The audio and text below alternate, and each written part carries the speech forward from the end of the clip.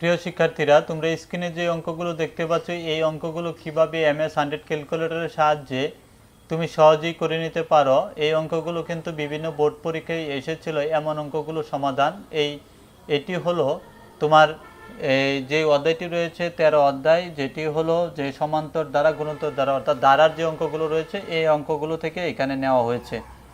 তোমরা স্ক্রিনে যে অঙ্কটি দেখতে পাচ্ছ, প্রথমে যে অঙ্কটি 1 নং অঙ্কটি সেটি সমাধান প্রথমে করব। তোমরা এখানে 1 নং যে অঙ্কটি দেখতে পাচ্ছ সেটি দেওয়া আছে 3 - 3 + 3 - 3 প্লাস ডট ডট ডট দ্বারাটির দশম পদ কত।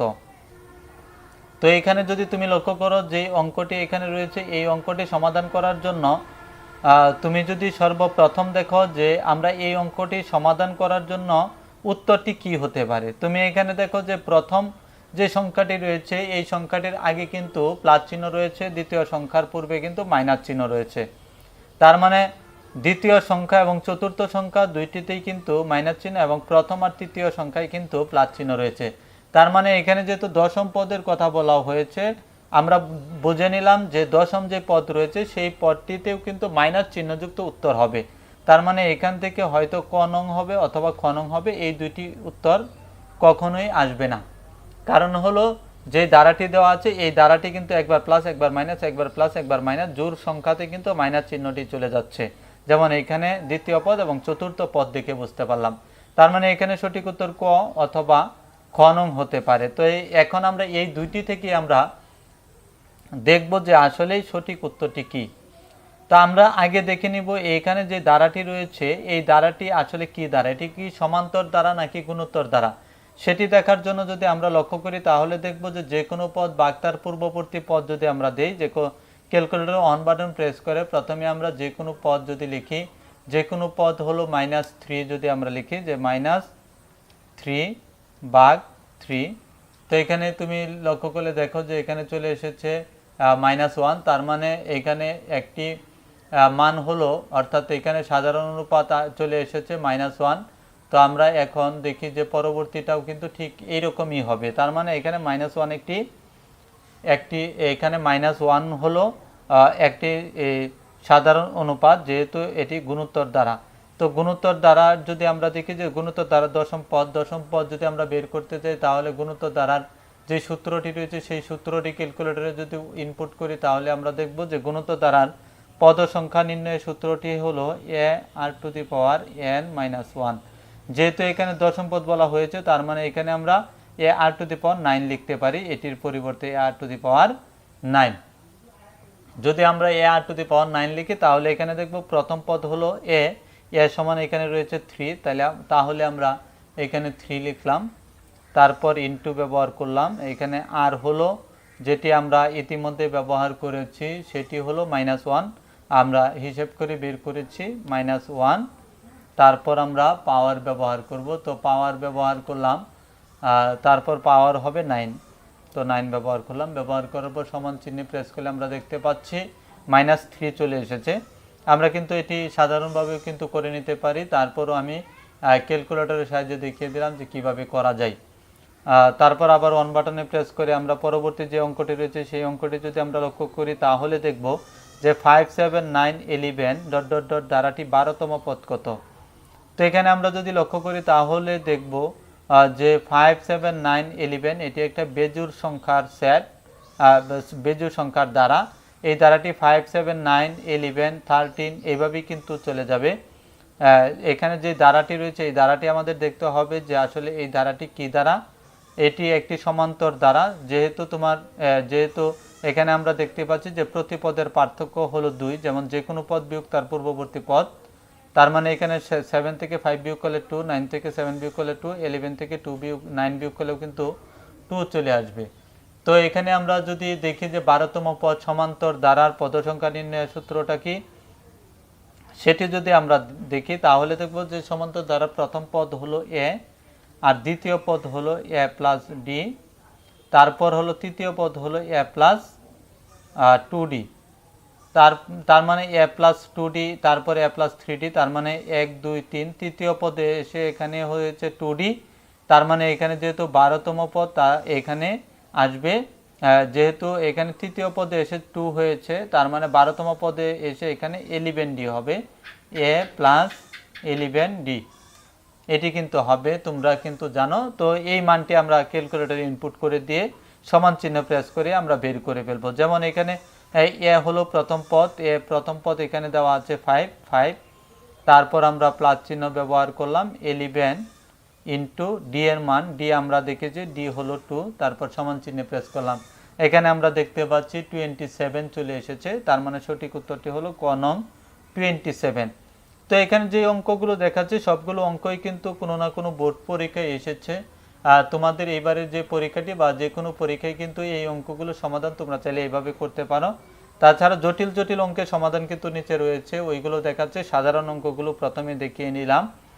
তো এখানে তোমরা দেখতে পাচ্ছ যে দেওয়া আছে এত এত এত দ্বারার কোন পদ 1024, অর্থাৎ 1024 কোনতম পদের মান, অর্থাৎ এখানে আমরা দেখব যে কোনতম পদের মান 1024 হয়। তো এখানে যে দ্বারাটি রয়েছে এই দ্বারাটি আমরা সর্বপ্রথম লক্ষ্য করব, যে এইখানে এই দ্বারাটি লক্ষ্য করলে আমরা দেখতে পাচ্ছি এই দ্বারাটি হলো একটি গুণোত্তর দ্বারা। কিভাবে বুঝলাম গুণোত্তর দ্বারা? কারণ এখানে যে কোনো পদ বিয়োগ তার পূর্ববর্তী পদ দিলে কিন্তু এখানে আসছে না। তার মানে এখানে আমরা 4 ভাগ 1 যদি আমরা ব্যবহার করি, যে 4 ভাগ 1 তাহলে 4ই আসবে, 16 ভাগ 4 যদি আসে তাহলে কিন্তু 4ই আসবে। তার মানে এখানে তার সাধারণ যে অনুপাত রয়েছে, সাধারণ অনুপাত আর ইকুয়াল টু কিন্তু আমরা 4 পেলাম, সাধারণ অনুপাত আর ইকুয়াল টু 4। আর এখানে যেহেতু কোন পদ এত বলা হয়েছে, তার মানে আমরা এখান থেকে দেখব যে কোন পদটি 1024 এর সমান আসে। তো আমরা পদ সংখ্যা নির্ণয়ের সূত্রটি কিন্তু আমরা জানি a⁴n-1, তার মানে এখানে আমরা যদি প্রথম অপশনটা দেখি, যে পঞ্চম পদ যদি আমরা দেখি, তাহলে আমরা দেখব যে এখানে আমরা পঞ্চম পদ অনুযায়ী দেখি 1024 আসে কিনা। প্রথম এর মান এ হলো এখানে প্রথম পদ 1, তারপর আমরা বন্ধনী ব্যবহার করব, তারপর আর এর মান আর ইকুয়াল টু আমরা পেয়েছি 4, তারপর টু দি পাওয়ার ব্যবহার করব। তো পাওয়ার এখানে আমরা যদি দেখি পঞ্চম পদ তাহলে এখানে 4 লিখব, তারপর সমান দিয়ে দেখি 256 এসেছে, কিন্তু এখানে 256 নেই, এখানে 1024। তার মানে আমরা খ নং অপশনটি যদি দেখি, যে আর এর মান হলো 1, তারপর বন্ধনী ব্যবহার করে আর এর মান ব্যবহার করব আর ইকুয়াল টু 4, তারপর টু দি পাওয়ার। তো টু দি পাওয়ার এখানে আমরা যদি দেখি যে টু দি পাওয়ার এখানে যেহেতু ষষ্ঠ পদ এসেছে তাহলে আমরা 5 ব্যবহার করব।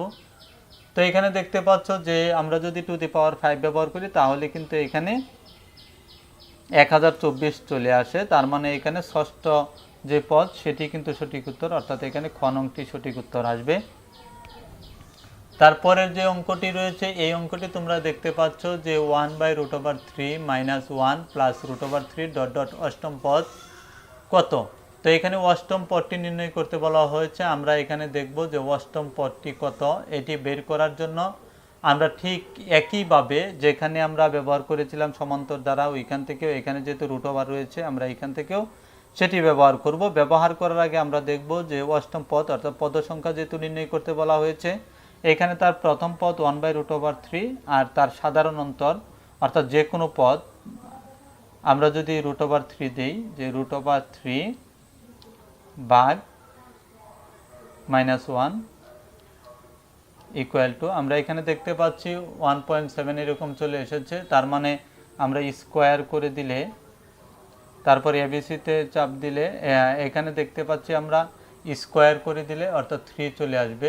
অর্থাৎ যে কোনো পদ ভাগ তার পূর্ববর্তী পদ যদি আমরা দিই তাহলে কিন্তু এখানে √3 চলে আসবে, অর্থাৎ -√3 চলে আসবে। যেমন এখানে যদি আমরা দেখি যে -1 ভাগ তার এটা যদি আমরা দিই 1/√3 তাহলে কিন্তু -√3 চলে আসবে। এইখান থেকে আমরা এটি বুঝে নিলাম। তো এখানে যদি এমন হয় যে প্রথম পদ 1/√3 আর সাধারণ অনুপাত -√3, তাহলে অষ্টম পদটি কত আসে। আমরা এখানে ক্যালকুলেটরে ইনপুট করি a⁴n-1 অর্থাৎ a⁴7 ব্যবহার করব, a⁴7। তো এর মান আমরা এখানে জানি 1/√3, 1 ভাগ √3, 1 ভাগ √3 বন্ধনী ব্যবহার করলাম, তারপর তোমরা যদি লক্ষ্য করো তাহলে দেখবে যে আর রয়েছে, তো আর এর মানটি আমরা এখানে দিয়ে দিই। যে আর এর মান এইখানে আমরা জানি যে আর ইকুয়াল টু কত, আর ইকুয়াল টু হলো √3। তারপর আমরা বন্ধনী ব্যবহার করে √3, আবার বন্ধনী ব্যবহার করে টু দি পাওয়ার, এখানে আমরা টু দি পাওয়ার এখানে 7 ব্যবহার করব, 7। তারপর ইকুয়াল টু দিয়ে দিলে তোমরা এখানে দেখতে পাচ্ছ 27 চলে এসেছে। তো আমরা এখানে 27 আসার কারণ হলো এখানে কিন্তু আমরা √3 এর আগে মাইনাস ব্যবহার করে নিই। আমরা মাইনাস ব্যবহার করে দেখিনি যে 1/√3 বন্ধনী ব্যবহার করে তারপর আমরা আর এর মান ব্যবহার করব। আর এর মান হলো -√3 টু দি পাওয়ার আমরা দিব এখানে 7। তারপর ইকুয়াল টু দিলে দেখো এখানে -27 চলে এসেছে। তো এটি ছিল এই অঙ্কের সমাধান, যে -27। তারপর আমরা সর্বশেষ যে 5 নং অঙ্কটি রয়েছে সেই অঙ্কটি আমরা এখানে দেখে নিচ্ছি। সেই অঙ্কটি তোমরা দেখতে পাচ্ছ যে এত এত এত এত এত গুণিত দ্বারাটি কতটি পদ আছে, অর্থাৎ এখানে কয়টি পদ রয়েছে। এখানে আমরা যদি পদ সংখ্যাটি ধরতে যাই সেই ক্ষেত্রে কিন্তু আমরা দেখতে পাচ্ছি যে ধারাটি রয়েছে এটি গুণোত্তর দ্বারা, যেহেতু ডাকের মধ্যে দেওয়াই রয়েছে। এটি যেহেতু গুণোত্তর দ্বারা, তাহলে কতটি পদ রয়েছে এখানে পদ সংখ্যা নির্ণয়ের সূত্রটি আমরা ব্যবহার করব। আর to the power n-1, R to the power n-1 যেহেতু এখানে রয়েছে সূত্র গুণোত্তর দ্বারা পদ সংখ্যা নির্ণয়ের, তাহলে আমরা এইখান থেকে দেখব যে কোনটি যেতে পারে। যেহেতু এটি একটি গুণোত্তর দ্বারা, তার মানে আমরা প্রথম পদ 12 ব্যবহার করলাম, ইনটু ব্যবহার করলাম। তারপর আমরা এখানে সাধারণ অনুপাত যদি আমরা দেখি যে 24কে আমরা 12 দ্বারা ভাগ করলে 2 হবে, অর্থাৎ 2 টু দি পাওয়ার এখান থেকে আমরা সংখ্যা নেই যে 5 যদি দেই তাহলে কত আসে, 5 দিলে 384, এটির সমান কিন্তু হয় না। তারপর আমরা 12 ইন্টু ঠিক একইভাবে আমরা দিব যে 2 টু দি পাওয়ার এখানে 6 রয়েছে, 5 দিব পাওয়ার, এখানে দেখো 384 এসেছে। তারপরেটি যদি আমরা দেখি যে 12 ইন্টু 2 টু দি পাওয়ার এখানে 7 রয়েছে, আমরা 6 পাওয়ার দিব। তো এখানে দেখো 768 কিন্তু চলে এসেছে কত পাওয়ারে, 6 পাওয়ারে এসেছে, তার মানে হবে 7 পাওয়ার, যেহেতু n-1 যত পাওয়ার থাকবে তার চাইতে 1 কম হবে। তো এটি ছিল এই অঙ্কের সমাধান, তোমরা দেখতে পেলে। তোমরা চাইলে কিন্তু ঠিক এভাবেই কিন্তু ধারার অঙ্কগুলোর সমাধানও তোমরা MS 100 ক্যালকুলেটরের সাহায্যে করে নিতে পারো। এই ছিল এই ভিডিওটি শেষ পর্যন্ত দেখার জন্য অসংখ্য ধন্যবাদ। সকলে সুস্বাস্থ্য কামনা করে এখানে শেষ করছি। আল্লাহ হাফেজ।